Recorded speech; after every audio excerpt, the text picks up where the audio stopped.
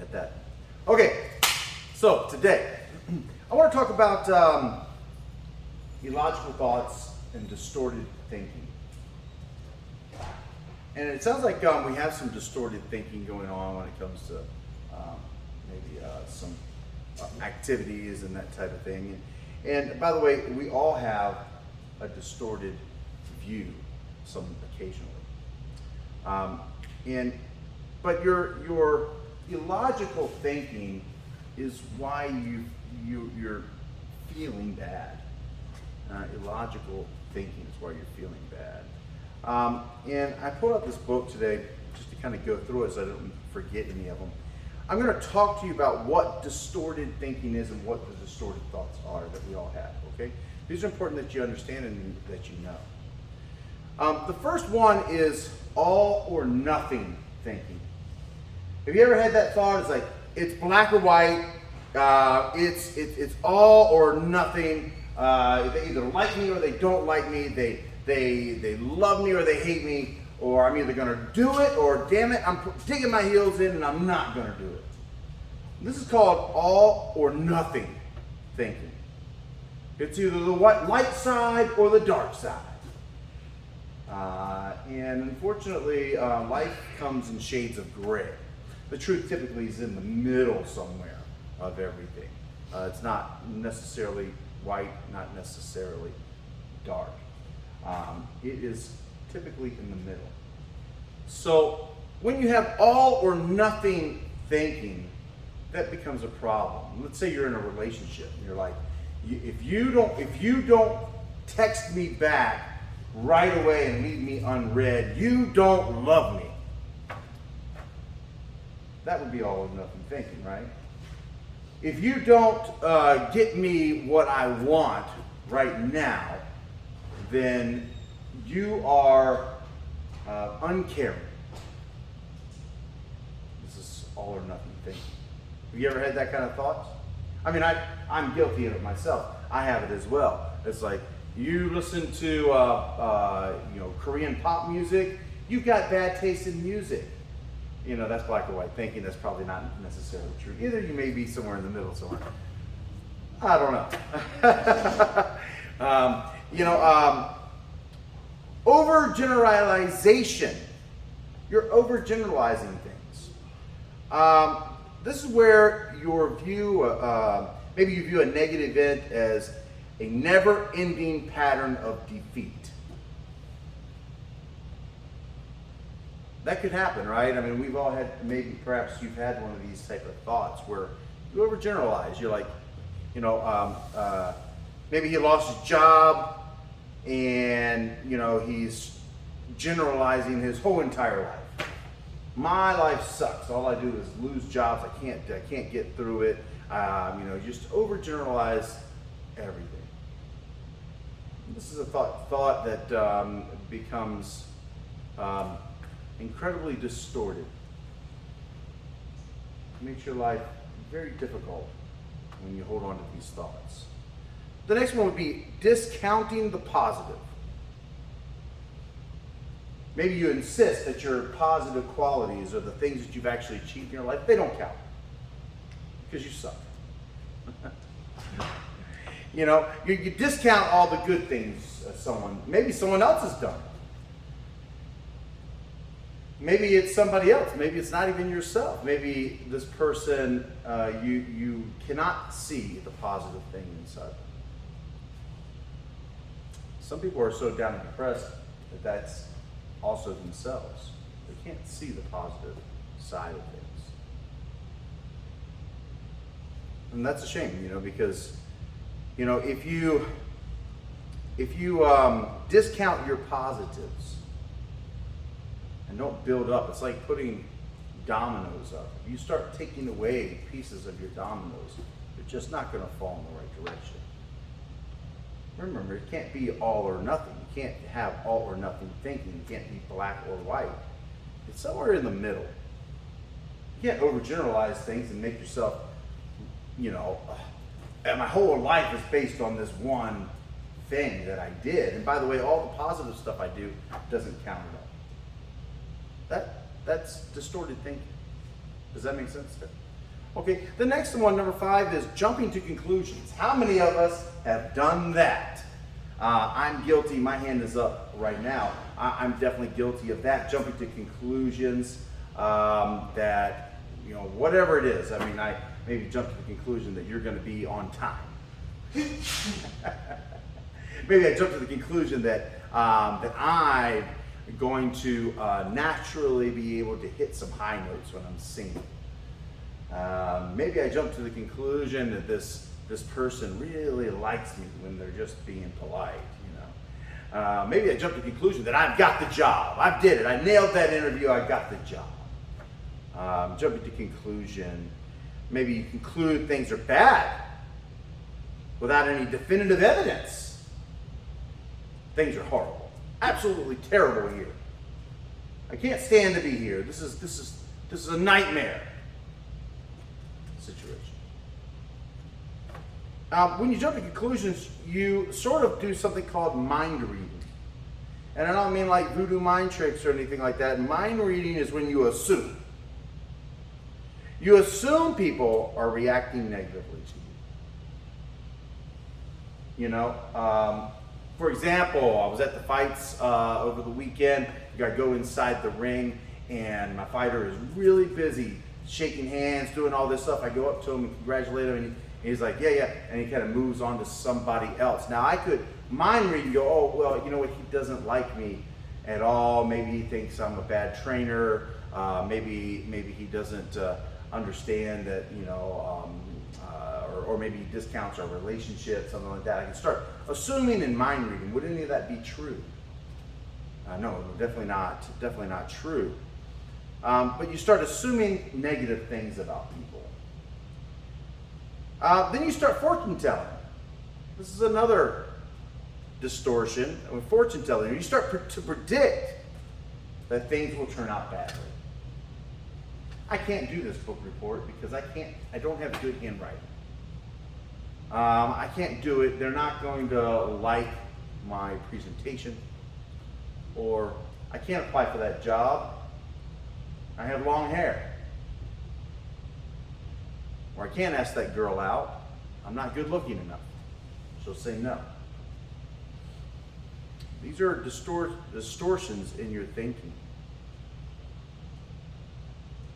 Here's a big one, number 6.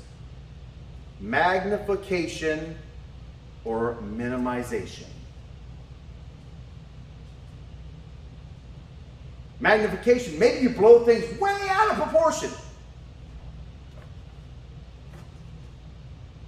He said a bad word to me. Let's take that thing I was talking about in the cage. He didn't take time to just say amazing job or whatever it was, you know. And I blow it out of proportion. That's it. I'm not training this person anymore. That does it. He doesn't respect me. He doesn't like me. He didn't take time to you know, have a moment of celebration with me. He clearly thinks I'm a bad trainer. This is terrible. I mean, I'm going to kick him out because it's such a terrible situation. Again, not logical, not true, right? None of it is true. I've magnified the event and blew it way out of proportion. And here's the other thing, minimization. You shrink the importance of it. How many times have we done that? And I have done that before myself, where I sort of blow off the importance of what we're doing. Maybe school was something that you blew off, right? Oh, it's not that big of a deal. It'll be fine. I don't have to worry about it. Maybe it's apologizing to someone. No big deal. They'll get over it. Maybe it's holding yourself accountable. Well, they know that it was me. I don't have to say anything.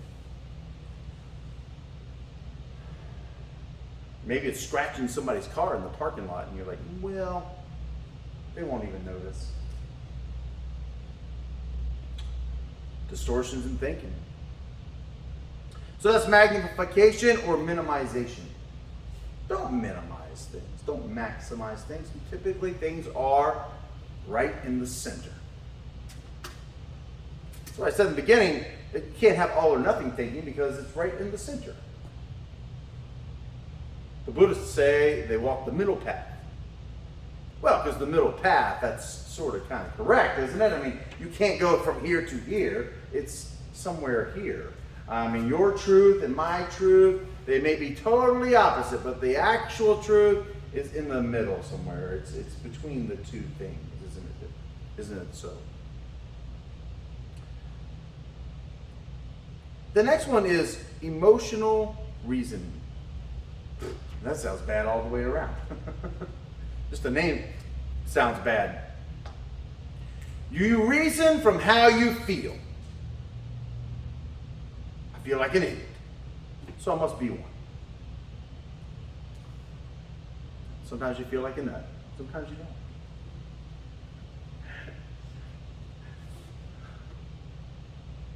You rationalize from the way you feel, and that can get you in trouble. This is where we start to react to our emotions instead of reasoning with our emotions.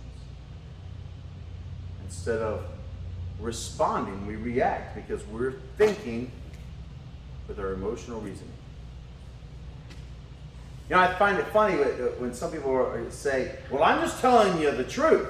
But really what they're telling you is their truth, which comes down to one thing, their opinion. They're telling you their opinion and it's the truth. Well, they're telling you their opinion from emotional state. If they wanted to tell you the truth, then they would tell you just the facts, sir. Just the facts. What are the facts? Not what are your thoughts. What are the facts? Not what are your feelings. So when you use this distorted thinking of emotional reasoning, that's what you're doing. You're giving your opinion. You're telling them how you feel. You're rationalizing with your emotions. Emotions should not be rationalized with, they should be controlled. They should be looked at through the lens of truth. 9 times out of 10, the things that we worry about, the things that we feel, the things that upset us aren't actually real in the first place. They're not logical. They're illogical. Most of the things you're upset about are illogical. It goes the same thing for fear, right? Most of the things that we fear don't ever come true. I don't. Someone may have a fear of spiders because they're afraid they're going to bite them and kill them. Well, statistically speaking, that is very, very rare. I have a fear of flying. Statistically speaking, it's not very rational. I have a better chance of dying in a car accident. So we must not base our responses on emotion. The next thing is shoulds. Should statements. Nothing worse than shouldn't all over yourself. Should have done this, should have done that. You criticize yourself or other people with shoulds. Shouldn'ts, musts, oughts, and have-tos. You know, it's really messy and nasty when people start shoulding all over themselves.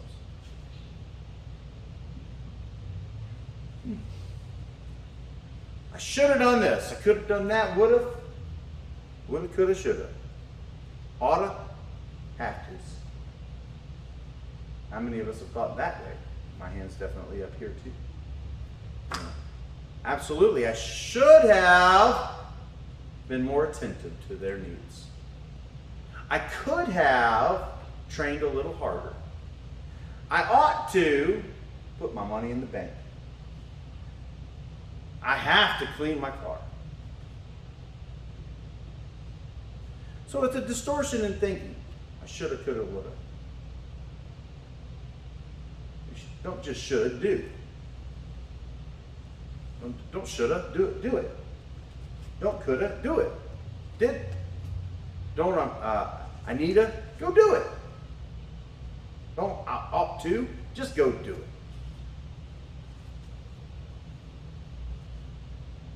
If only I did this. Well, too bad, go do it. Had I done that, well, you didn't, now go do it now. Should statements. Won't be a should head.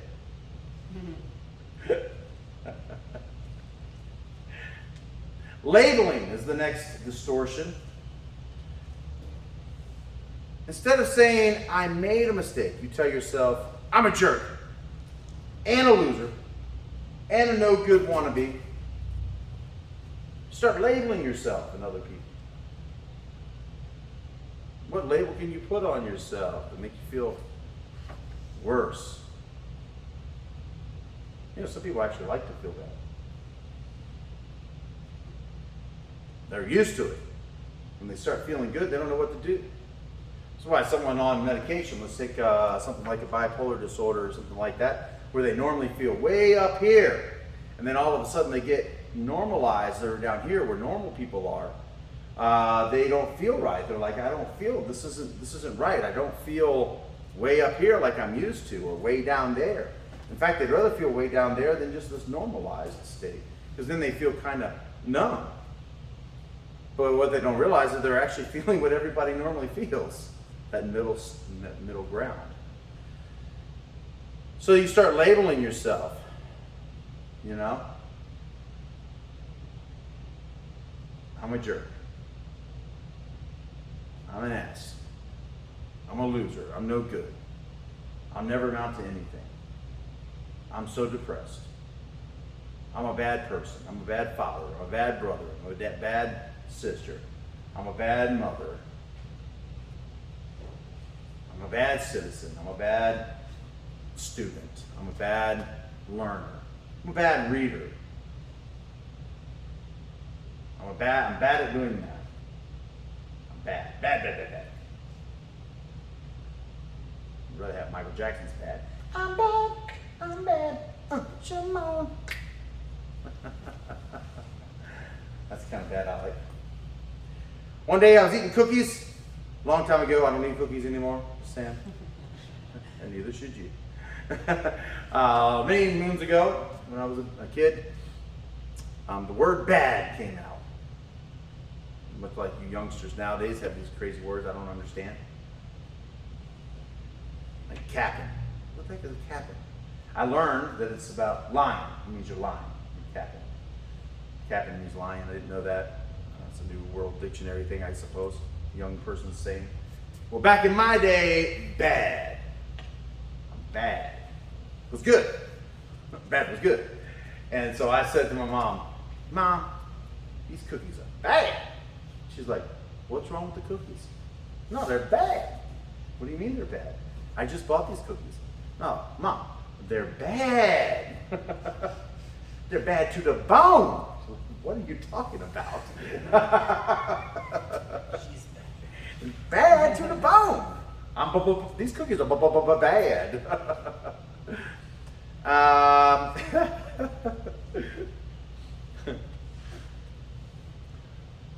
So anyway,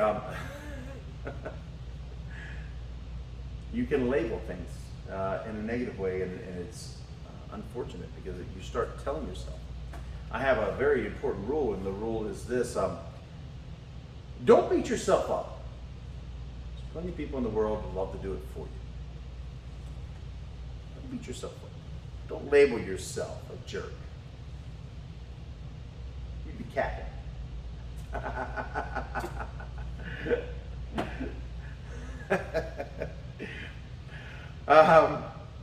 The next one is blame.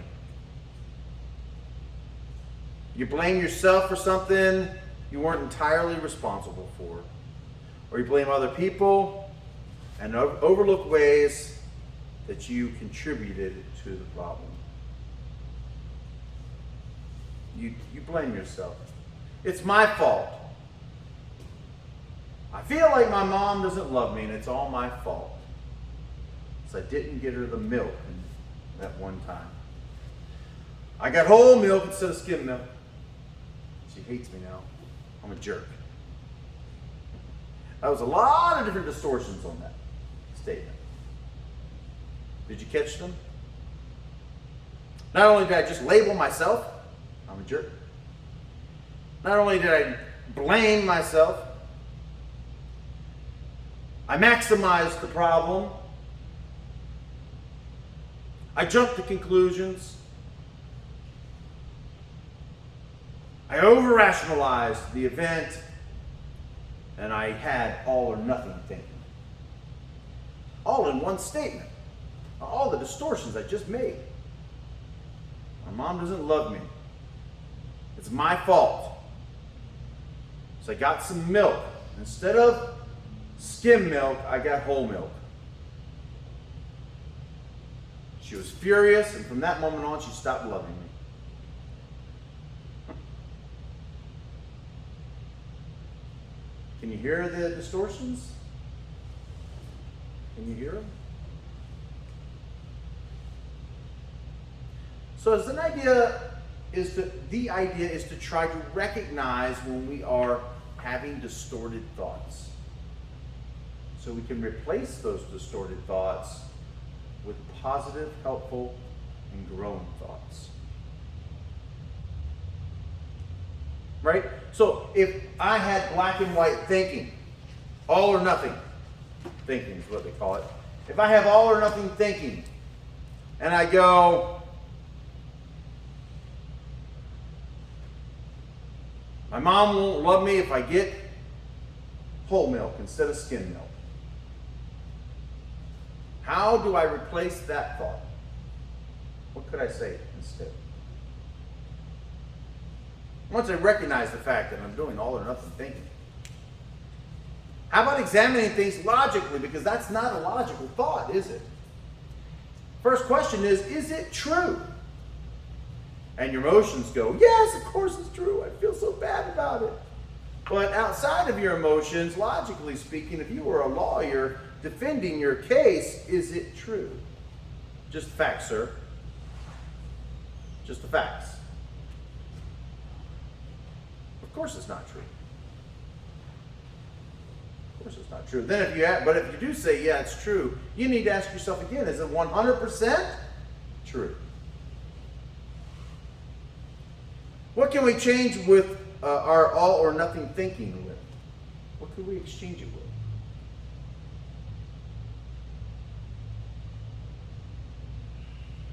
Mom will love me unconditionally. Right? Not mom's not going to love me if I don't get the skim milk. Mom will love me unconditionally. How about overgeneralization? Give you a negative event that's never going to end. It's a never-ending pattern of defeat. Maybe you go, now that I bought the whole milk instead of the skim milk, Mom is never going to love me again. That's all or nothing, and it's also overgeneralization, isn't it? I'm going to keep this pattern forever. Probably Dad will ask me to go to the store and I will get, Coke instead of Pepsi. He'll hate me forever then. And God forbid if I make the mistake and actually get Pepsi Zero or Coke Zero instead of Diet Pepsi. It's not going to work out for me. So we have to recognize when we're doing this, putting these thoughts in our mind, these distortions. And then we have to replace them when it's happening. If we don't, that's where the problem is going to come into play. You're having illogical, nonsensical thoughts based on zero facts. And I'm not talking about opinions.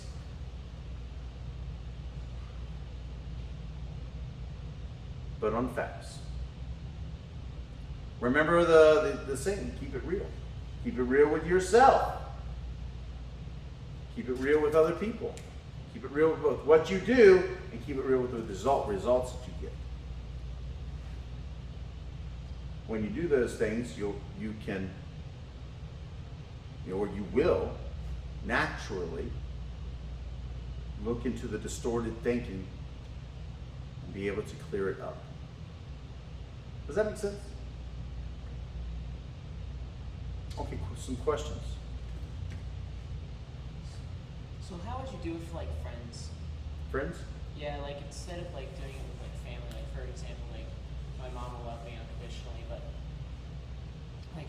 my example, I always had friends that I thought, like, to an extent loved me, but I never kept them when it got to that point. So after all them left, the illogical thought was, I'm not good enough for these people or something like that. So Right. When it comes to people that are not unconditional, well, first of all, I want to tell you something. I want to tell you that everyone's favorite subject is themselves. And I have a little principle that I've talked about before called love. Listened to, understood, validated, and empathize. And we can go on into that at some point. When we're using the love principle and you make conversation based on their favorite subject, people will tend to very much like you. On the other hand, if they feel an obligation to you, or they feel like they're getting less out of the relationship and giving so much but not receiving, it becomes an issue for friendships, right? And I'm sorry to say that, but it's true, because honestly, to be totally frank, people are selfish. We are friends with people as long as it benefits us in some way. When it no longer benefits us, then we tend to go away from those people. And now that's a harsh thing to say, but it is true. Now we do build some relationships where people become very loyal to each other because it's mutually beneficial. Mutually beneficial. And that's what you want when it comes to relationships. So you have to always ask yourself the truth and the facts, right? So it's not that a person isn't good enough when a relationship ends. Perhaps they forgot about the love principle. Perhaps they didn't know about the love principle. Perhaps the relationship is strained because of communication. Communication is the key to relationships in general. Poor communication equals bad affinity. Good communication, then you've got affinity for each other, or a like for each other when the communication. By the way, the communication is like a triangle, and this is a whole different lesson, but just because you asked me, imagine the communication like a triangle, okay? You have this side of the triangle, which is your friend. Let's say it's yellow and blue makes green, right? Right? So you have a yellow triangle this side, and this is you, a blue triangle. Together, because you have open lines of communication, you're using the love principle and things like that, you have now created the communication triangle. You've got affinity, this line connects with affinity.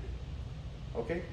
Now here's the problem sometimes. As long as you've got communication, yellow and blue make green. But if someone comes from the outside with a little dot of red, boop, what happens to the triangle? Brown. Right? Because brown, I don't know, are these color schemes right? I'm not sure. but you get the ideas. The color changes. It's distorting the communication line.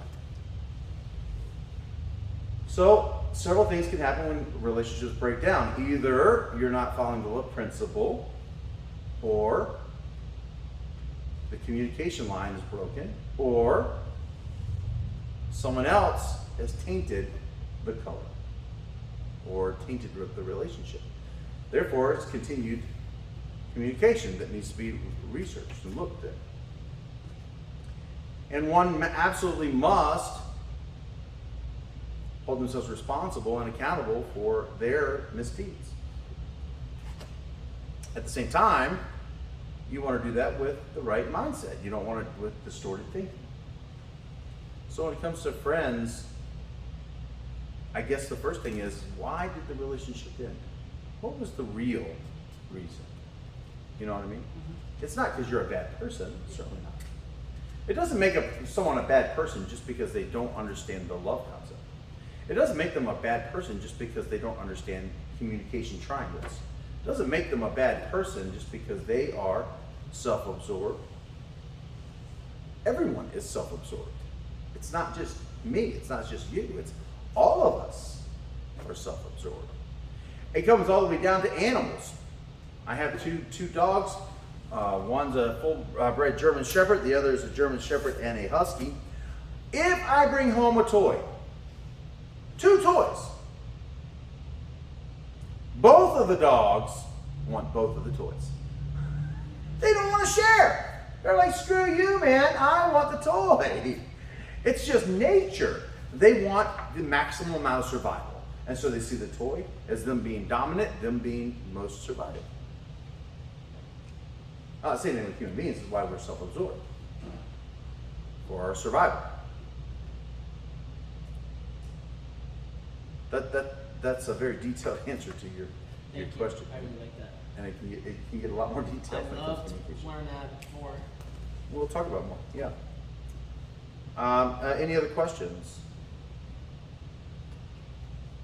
So you want to be able to control this distorted thinking, recognize this distorted thinking, and change the distorted thinking to something that can make you feel better. When you change those illogical and critical thoughts, you can absolutely change the way you feel. The changes you make in the illogical thoughts should be affirming. It should be absolutely valid and realistic. It should be it should put the lie of the negative thought to rest. So if you're having, let's say, black and white thinking or all or nothing thinking, we need to put that to rest with something realistic, something valid, something truthful, and something affirming, or something positive, rather. Right?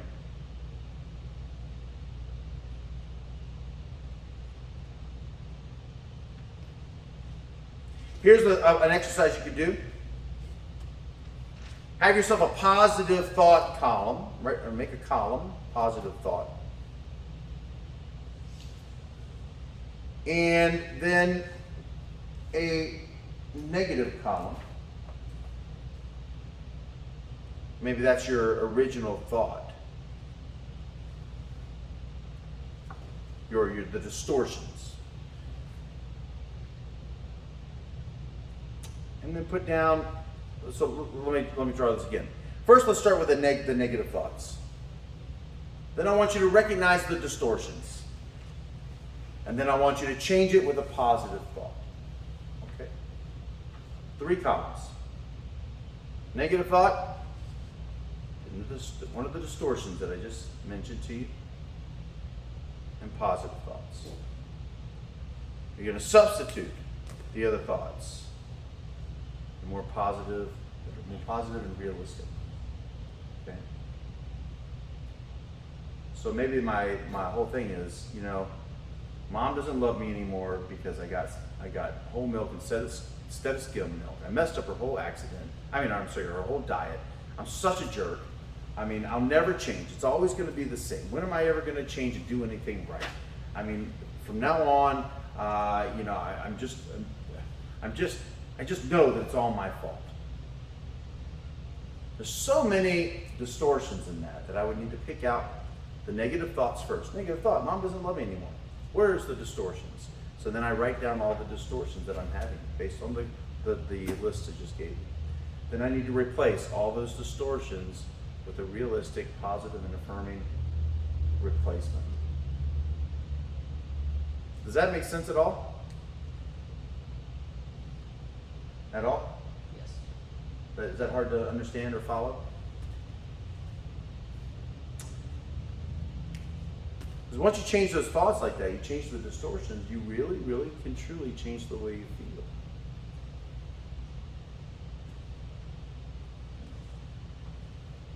Your mind is a very powerful thing.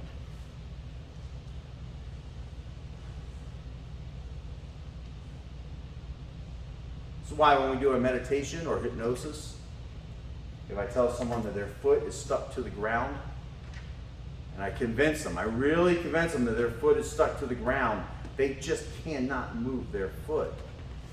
They just can't do it. It's so difficult to do. Or if I tell them they're stuck to the ground in meditation position, they just lay there, they just can't get up. This is the power of suggestion and hypnosis, the power of your mind. So if you have these thoughts, these distortions in your mind, they are incredibly powerful. But the superpower is being able to switch them up, change them, have control of your own self, your own mind. Makes sense, yeah?